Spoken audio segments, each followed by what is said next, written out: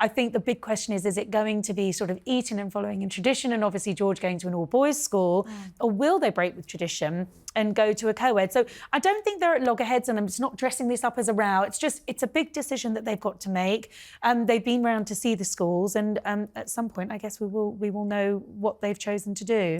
Personally, I think it's a great shame that our future head of state doesn't actually go to a state school, and I think it would be fantastic if that were to happen, but that clearly isn't going to happen, because the way it works here is you go from about age 11 to a state school, whereas to a private independent public school, whatever you want to call it, they tend to go at 13.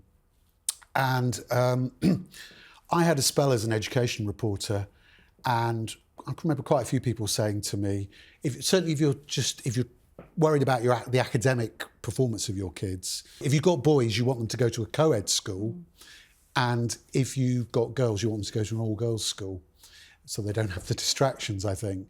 But my guess is that George will end up going to Eton, but it is just a guess. Yeah. I think Katie's right. I think it's it's second nature for people of their social background to send their kids away. I mean, clearly, if George is at Eton, they're just round the corner.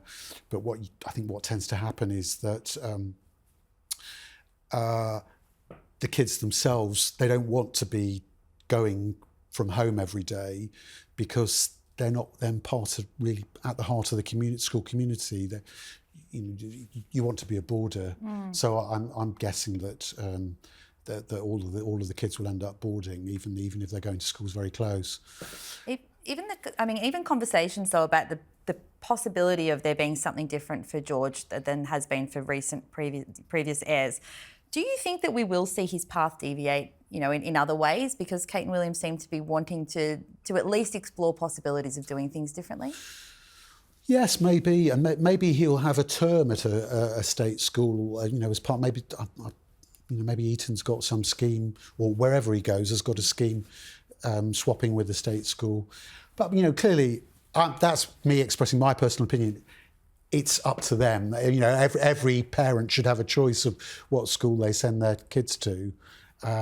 Clearly, they're not going to be too worried about the extra 20% VAT on school fees. I think they're quite traditionalist in that respect. And we were talking about polo earlier. George plays polo. He's learning to fly helicopters.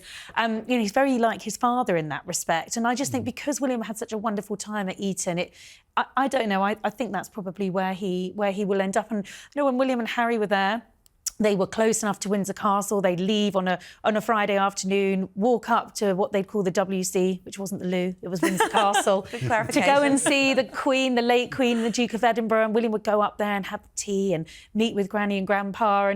And, it was close enough that he could have that relationship. And I think, if George does end up at Eton, he's not going to be far from his mum and dad. He's not going to be far from the King. And I think it is almost a rite of passage in that world. And so I think the greatest breaking of mould would not be a state school. Just as much as I would also love that to happen, Richard, I don't think it will.